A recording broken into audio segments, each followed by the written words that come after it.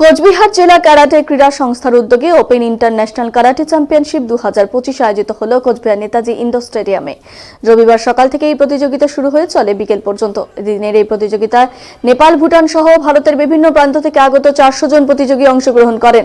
বয়স অনুসারে বিভিন্ন বিভাগে অংশগ্রহণ করেন প্রতিযোগীরা বলে জানিয়েছেন ক্যারাটে চ্যাম্পিয়নশিপের অন্যতম উদ্যোক্তা পিশু রায়।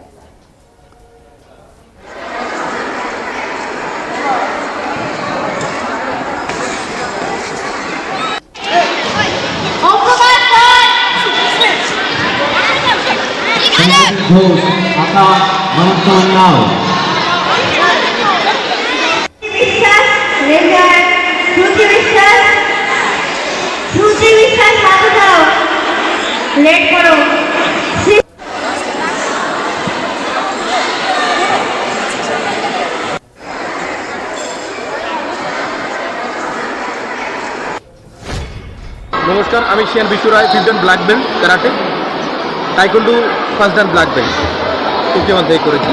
তো আজকের বিষয়টা হচ্ছে প্রতি বছর নয়, এবছরও আমার ওপেন ইন্টারন্যাশনাল ক্যারাটে চ্যাম্পিয়নশিপ হচ্ছে প্লেগ্রাউন্ড রাজবাড়ি স্টেডিয়াম। প্রতি বছরই হয়। আজকে জানুয়ারি 12 ইয়ার্সে তোমার 12 তারিখে আজকে হচ্ছে টুর্নামেন্ট। কতজন ছাত্রছাত্রী রয়েছে? 400 বাচ্চা কাচ্চা আছে, বয়েজ অ্যান্ড গার্লস। মানে এরা কি কোচবিহারেরই শুধু রয়েছে না? ইন্দো, নেপাল, ভুটান,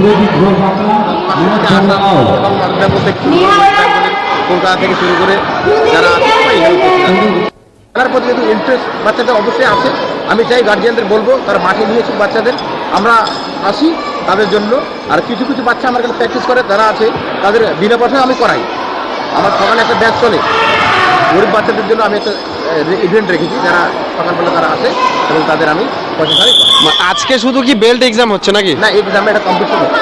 কম্পিটিশন কি কি বিষয়ের উপর দেখা হচ্ছে? Kata and kumite boys and girls 5 years থেকে এবং 18 ইয়ার পর্যন্ত আছে। মানে এখানে ছেলে কতজন রয়েছে এবং মেয়ে কতজন রয়েছে? টোটাল 400 স্টুডেন্ট আছে, তার মধ্যে মেয়েই বেশি আছে।